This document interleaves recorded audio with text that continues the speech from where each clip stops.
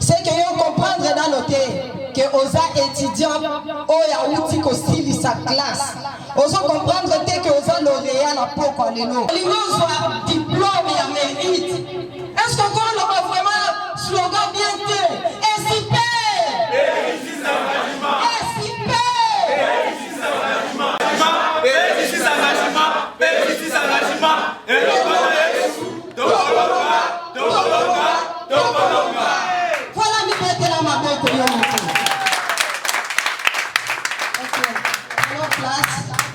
politique, comment gérer les institutions de la République démocratique du Congo. Oyo azwaki initiative ya créer plateforme SIP qui signifie l'étoile du changement pour les intérêts du peuple congolais, qui signifie en d'autres termes le peuple d'abord, qui signifie en d'autres termes l'union pour la démocratie et le progrès social.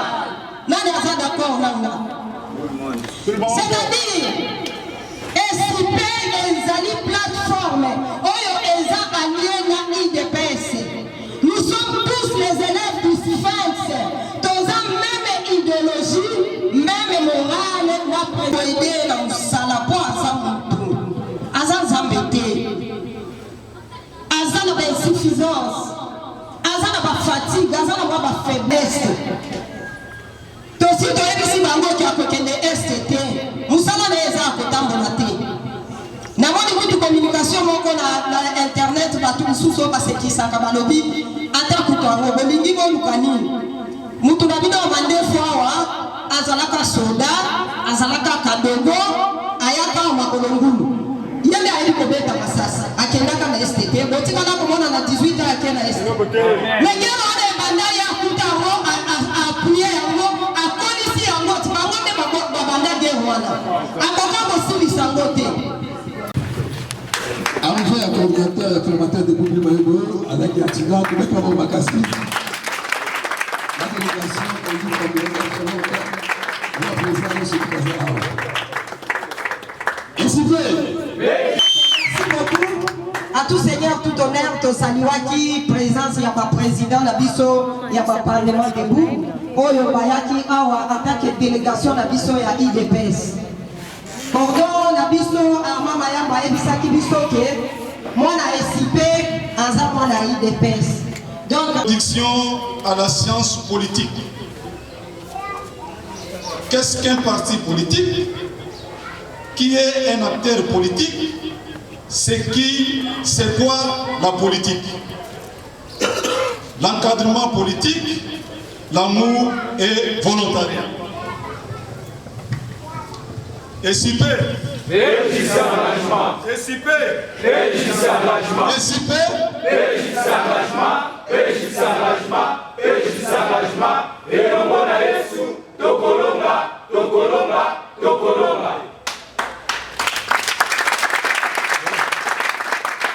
Après cette deuxième édition, notre plateforme se réjouit d'avoir prêté main forte à la République de demain, celle que nous souhaitons, saine, dépourvue des antivaleurs et certains mots qui ont gangréné les différents régimes qui se sont succédés dans notre pays depuis 1960.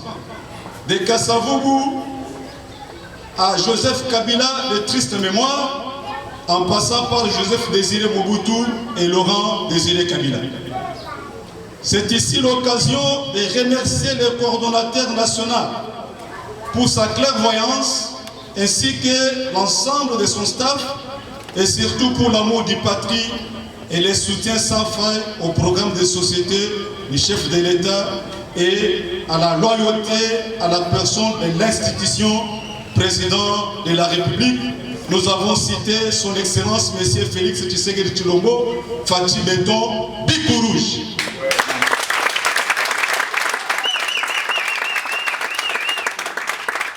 aux formateurs. Le travail que vous venez d'abattre sous d'autres cieux allait vous procurer beaucoup de bénéfices, surtout en termes de rémunération. Mais ici, vous avez donné le meilleur de vous-même en mettant à la disposition des autres gratuitement la richesse intellectuelle que vous avez acquise au prix de sacrifices énormes pendant plusieurs années passées sur les bancs de l'école. Seul Dieu, à travers la nation, est capable de vous récompenser. Le CIPE est fier de vous comme cadre. Aux bénéficiaires, le CIPE vient d'investir en vous. À l'étoile du changement pour les intérêts du peuple, nous avons l'habitude de dire, je cite, former un Congolais consciencieux, c'est poser des jalons d'un Congo prospère où il fera beau vivre. Fin de citation.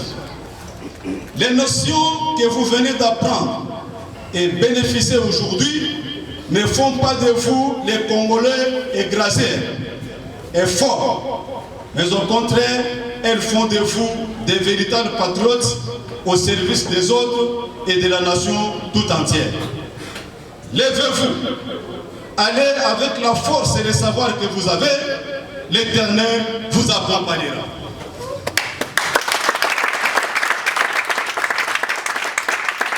Aux membres de l'ESIP, paix, justice, engagement ne doit pas rester un slogan, mais au contraire, il doit être une réalité.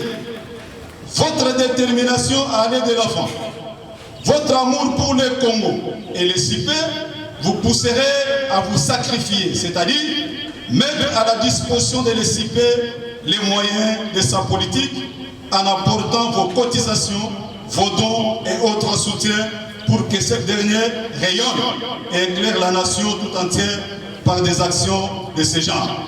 SIP, SIP,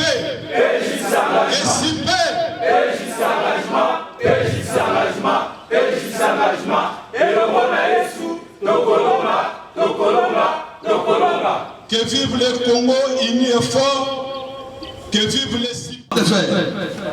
Donc, maman sociale, tant d'autres ça, Madame Charlotte, président la Bissau. Il y a Parlement debout, autre un commerce. Tobeti, maman, ma casse, ma chambre de bêta. La dame de frère. Pourquoi il y a plus de maman sociale. Merci beaucoup. Viva, Félix président de la République démocratique du Congo, SIP, SIP, SIP,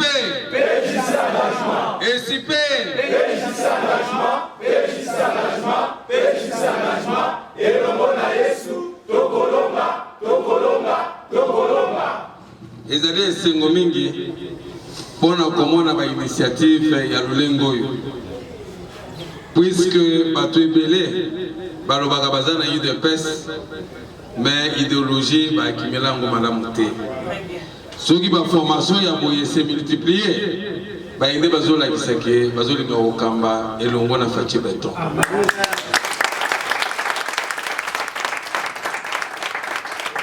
Mpona yango nazo remercier en bloc bantu bazwaki makanisi oyo.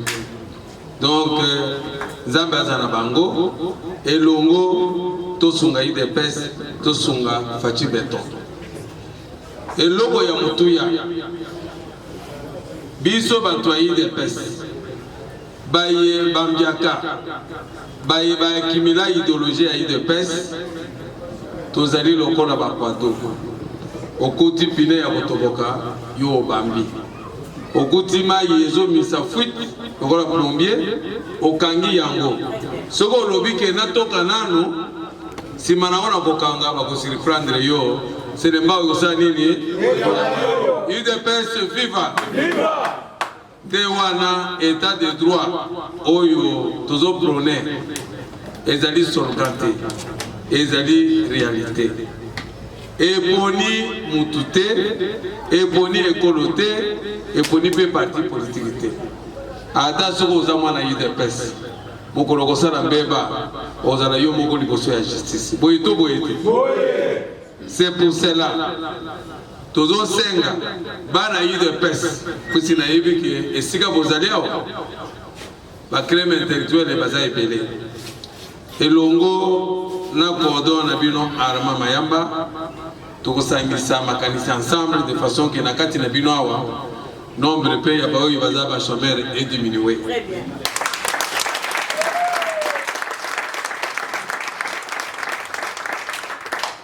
Denge bozomo na biso boy. Mususu akomona kaka wi amoni o cordon eza solgante. Makambo minene ezo salama. Ezo ya.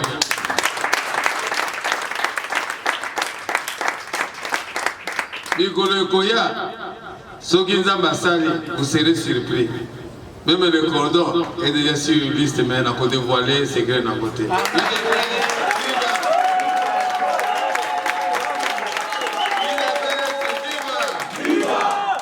Et là, comment on a construit la structure ils ont soutenu l'UDPS. Puisque l'UDPS a une élection. Oyo, la Kawana, ils ont poto gêner adversaire. Nous avons fait un pas de géant. Il y a besoin de pouvoir par la voie démocratique. Biso, tous en intention, à taille à mouké, au salon de à mouké. Malgré Covid, malgré les difficultés que nous allons rencontrer, 2023, nous allons revenir auprès des souverains primaires pour tout qu'il y ait une élection, pour tout consolider la démocratie dans la République démocratique du Congo. Donc, nous devons nous préparer qu'en 2023, nous allons une élection. Pour Nayango, il faut voter utile. Yo, quand on va dans UDPS. Ceux qui ont voté, voter candidat au Yozomo na logo ya UDPS. Qu'on vote dans moi cité, puisqu'il y a des gens ceux qui n'ont qu'on vote de nos côtés, puisque ceux qui ont décidé ceux qui n'ont pas. Ou on vote ma vie. Puisque on vote Fatih Béton, le président de la République, à la majorité. Des difficultés, tout ça dans le UDPS viva. Et bien, nous sommes en 2021. Martin Fayoulou, il y a une photo de la campagne à Tchaki et Longiachel qui s'est dit Frank Djongo, le Lengue Moko. Vwemba, le Lengue Moko. Pour que citer que ce gens-là. Avant Tokoma, dans l'élection, il y a 2016 qui était prévu en 2016. Tout le monde qui est on va déjà pour soutenir Moïse Katumbi comme candidat président de la République. UDPS viva. Est-ce que Bantoana tous les ma famille moko? Donc Nadingi Bokeba Tokeba Bisonyoso. Tout ça la Kembaloyo, toute la majorité, tout Kabolana parti politique moko. À ce moment-là, tu repères le président de la République. Pifo. Donc Boigna. Donc, il y a beaucoup déjà. Bon, moi, je suis Félix a tanguité. Félix a sanaté. Azana expérience. Mon banzi kuna na monaki ba professeur, ba Bouchab, ba Lumano, et ba nani, ba professeur na ba professeur. Mais na moni ba lobio kabunda za diplômé. Oh kabuya asara kisoki nini na IEC. Mais na moni ba tubisa towana.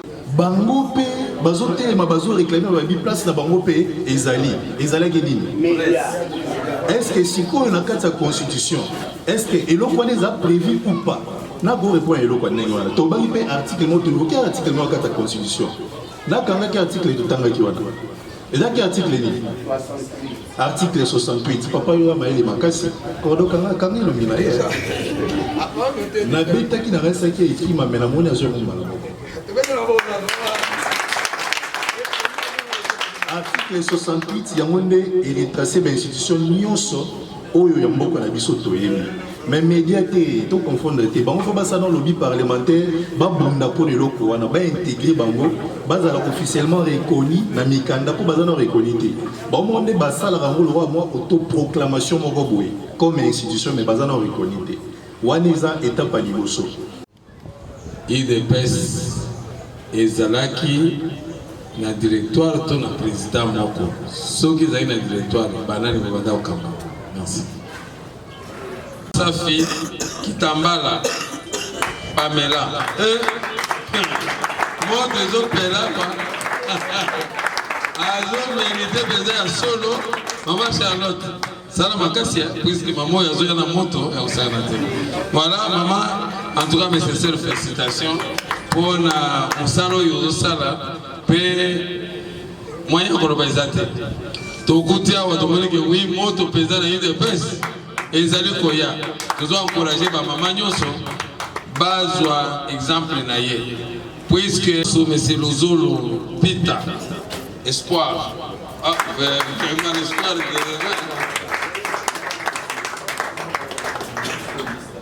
en tout cas, mes sincères félicitations.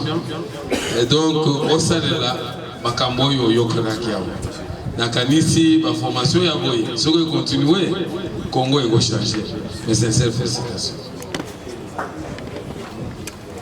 Et maintenant, nous allons passer pour honorer aussi les responsables de l'école. Oyo mutoyo azopesa biso cadre ya ba formation ya boy. Ngapena wewe ukutana na formation yo. Vous avez demandé ça kitoko mingi. Et là qui Achille. En tout cas, naganisi yende mutu azo sponsorisé peut-être na makambo yo. Vraiment mes sincères félicitations monsieur le promoteur. Que Dieu vous bénisse. Pour nous accompagner IDPS parti politique na biso na ba événement ya boy. Na bige na kacho yo depuis ta bosanga.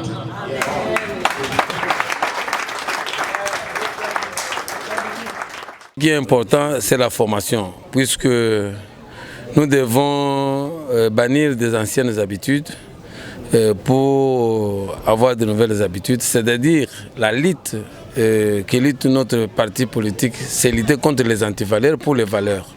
Pour cela, il fallait qu'on explique les gens quelles sont les antivaleurs, quelles sont les valeurs que nous devons appliquer pendant cette période ici pour redresser la situation socio-économique de notre pays. Un message d'encouragement pour ceux qui viennent d'être formés. Oui, je leur demande de bien assimiler, d'appliquer ce qu'on les a appris ici pour qu'il y ait un changement réel de mentalité en République démocratique du Congo. Ce sont des choses qu'il faut encourager. Même celui qu'on a nommé pour la lutte, pour le changement de mentalité, doit se référer à ces gens ici. De telles formations peuvent bien l'accompagner. Donc lui, la nomination, c'est comme s'il l'a mis dans sa mallette. Il ne fait rien sur le terrain. Mais s'il coopère avec des gens comme ça, donc on peut aller de l'avant et on peut vraiment espérer à un changement de mentalité en République démocratique du Congo. Bref, na Lingala.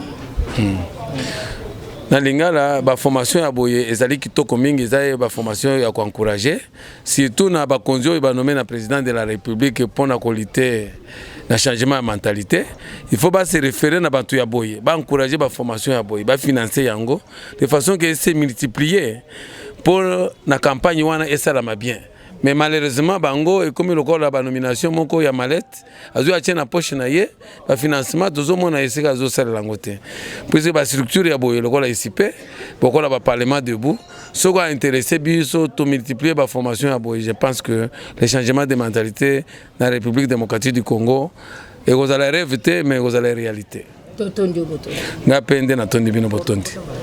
Merci beaucoup. Tozane Sengomingi d'abord, il y a coopé sa formation boye. Na cadre ya enseignement ya kopé kofungola mayele ya bakambi o bazoka mamboka lobi. Donc pour la biso esongezali nini tozo former bato na vision ya mokonzi mboka sur l'état de droit, démocratie et makambetali justice. Alors tozo yebake bakonzi mboka ceux qui toche maboko côté bakokolonga pété. Yango mona soki likanisi na elongola bandeko bazo tambola nanga esika moko que toi accompagner chef de l'état. Notre vision, c'est accompagner le chef de l'État dans le projet tout intégralement, la société, et puis dans la vision sur le terrain. Donc, dans quelques jours, il y a une formation sur le terrain, na kata société pour rendre vision chef de l'État utile. Moi mboka cordon est-ce que formation est ce qui na commune alimenter bien dans la commune. Bon, toujours il faut un débit. Je crois que par rapport à ça, structure ICP Ezali planté dans tous les 4 districts, même dans la province de Bisso, même dans l'étranger Ezali. Donc Torokende Malembe pour être préparé ba congolais na koyeba ko gérer ba autobenge ba entreprise publique à l'État et pour koyeba ko tambola selon vision ya mokonzi mboka ya état de droit pe na démocratie na ko profiter pe na maloba oyo ke na ba konzamboka bazalo konza biso. C'est le moment ya kocha autobengaka la main dans la pâte pour être vision boye et pendant la carte étendue mobimba ya Congo pour être ba congolais na bande de collection société base à la vraiment outillé pour la accompagner chef de l'État na Mikolo Ekoya. Au menu de notre formation, il s'agissait plus d'interroger la pensée du chef de l'État, parce que le chef de l'État a un souci, c'est celui du changement de l'homme congolais. Et pour y parvenir, il fallait au niveau de l'ICP, à notre niveau, que nous puissions concevoir, mettre en place des matières susceptibles de permettre à ce que nos étudiants, le membre de l'ICP, puissent avoir un niveau requis pour qu'avec le temps, avec la responsabilité qu'ils auront à avoir lors des institutions, lors de leur nomination, qu'ils puissent bien s'y prendre et puissent en sortir, parce que c'était ça notre souci. Premièrement, c'est ça. Et comment vous avez, disons, quels sont vos sentiments après cette formation? Ces étudiants ont bien assimilé les leçons. Bon, je suis l'homme le plus heureux par rapport à ce qui s'est passé. De vous-même, monsieur Duvet, vous avez vu dans la salle la réaction du monde. Lorsque nous avons eu à essayer un peu de poser des questions, il y a des gens qui se sont distingués. Il est vrai que la répétition est la mère de la science. On a eu à leur donner la matière. Il y a ceux qui doivent encore intérioriser la matière pour bien maîtriser la matière. Mais du moins, je suis heureux parce que la matière a été bien assimilée. Et j'ose le croire qu'avec le temps, vous allez sentir les membres de l'ICP, les jours à venir, lorsqu'ils vont avoir l'opportunité de diriger dans des grandes institutions, ils vont donner le meilleur d'eux-mêmes. En tout cas, je suis convaincu, sûr et certain, de ce que nous leur avons donné comme connaissance. Oui, on parle de les noms peut-être avant. Les noms, votre nom. Les noms, je m'appelle M. Kaembe Mofuta, c'est ça mon nom. Et à part ça, il y a ceux qui m'appellent aussi Kams. Je suis membre de l'ICP et je suis aussi un parlementaire de membre d'Asson et Frères. Oui, merci beaucoup. Nous avons suivi avec attention une formation par rapport à la déontologie politique, par rapport à la bonne gouvernance. On nous a appris comment nous devons faire la politique autrement dans les pays, étant donné que nos institutions ont été gérées au détriment de la population congolaise. Tandis que le président de la République, qui est M. Félix Antoine Tshisekedi Tshilombo, est en train de prôner tous les jours que la politique doit se faire par rapport au peuple d'abord. C'est-à-dire, les dirigeants, avant de voir leurs intérêts, ils doivent d'abord voir les intérêts du peuple. C'est-à-dire travailler l'homme au centre de tout ce qu'on fait. Et par là, on nous a appris comment nettoyer les caractères qui sont des natures, comment dirais-je, des natures à détruire les institutions du pays.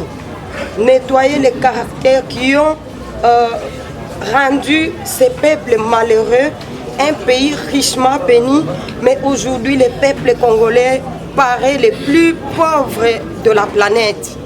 Et ça fait mal, ça a soulevé les tensions, en sorte que nous voulons maintenant changer les choses. Moi, j'ai pensé comme ça.